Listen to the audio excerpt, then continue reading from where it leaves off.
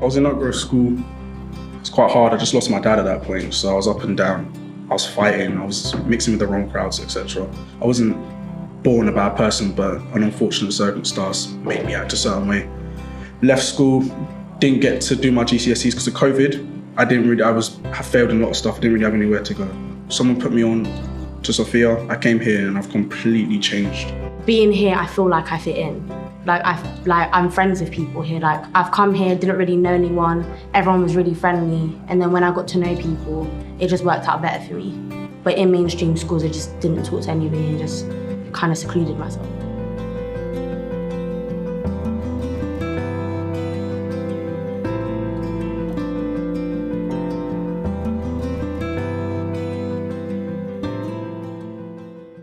My name's Richard Kennell. I'm the founder and CEO of SOFEA. SOFEA is a charity I founded in 2014. We're based in Didcot and in Milton Keynes. We have a dual mission to enable young people to transform their lives through our education programs, but also to do that in the practical context of redistributing surplus food to other organisations and individuals in our communities who need it. The main programme we run is like an FE college programme where young people can access maths and English. Most of the young people we work with have never taken their GCSE.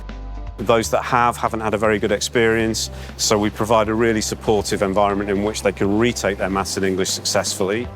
So from our experience at SOFEA, it seems like a lot of young people had negative experiences with school and colleges. It could be due to bullying, it could be because they didn't get on with the teachers or other young people, or just the environment itself. So them coming to SOFEA and us just tweaking the environment for them, staff being respectful, staff treating them, in the way they want to be treated, whatever they need, they get it more in a person-centered way for them to make sure they can complete the education. I don't come here thinking of it as school. I'll come here like, oh, I'm going to see Soraya and Nick today, and I actually learn something. I leave with something. I used to go to secondary school and just leave and not know anything. But coming here, I've learned something. And that's just to be yourself.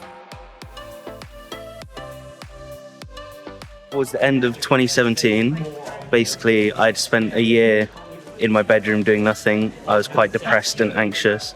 I didn't have a prime directive when I came here to start with. I went on to the Kickstarter scheme, which is 6 months of paid work. My job title was teaching assistant / mentor. And then after 6 months, I'm now fully employed as an education mentor.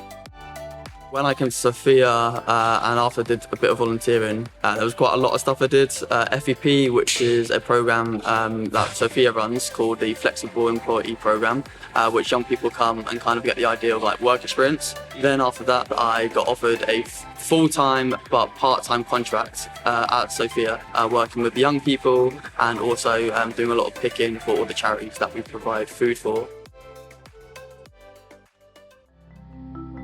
So all of the food at a food larder is food surplus. So this is the last stop before it would all go to landfill. So it's not just about getting cheap food, it's about stopping that food from going to waste and saving the planet, essentially. When people come to the larder, they get use of wraparound services such as citizens advice in the Diabetes UK, and they get to meet new people through tea and coffee and soup for the soul, like at Waterington. My next door neighbour, she came and she picked me up one day and she brought me here. And from that day, I've been coming to the larder and I really enjoy it. I've met so many friends. I pay about £14 a month and I tell you, I get more than what I want. We really believe in the work that we do. We're all about system change, trying to prove that you can educate and employ young people and train them in a different, more supportive way. We know this works. We know the model that we have with young people, our approach of education and employability and our services around the food that can build more resilient communities can be a huge benefit to an area. We've grown from just a couple of staff and myself here to a team of 18 staff in 2 years. We used to work with around 20 young people. We're now working with up to 70 or 80 young people across the employability and education programs. And we need employers, councils, funders to help support us to continue to do this work so we can build more resilient communities and support young people that really need it. The creation of the second site here, I think, is living evidence that this is a model you can put in very different areas. So we really encourage you to get in touch.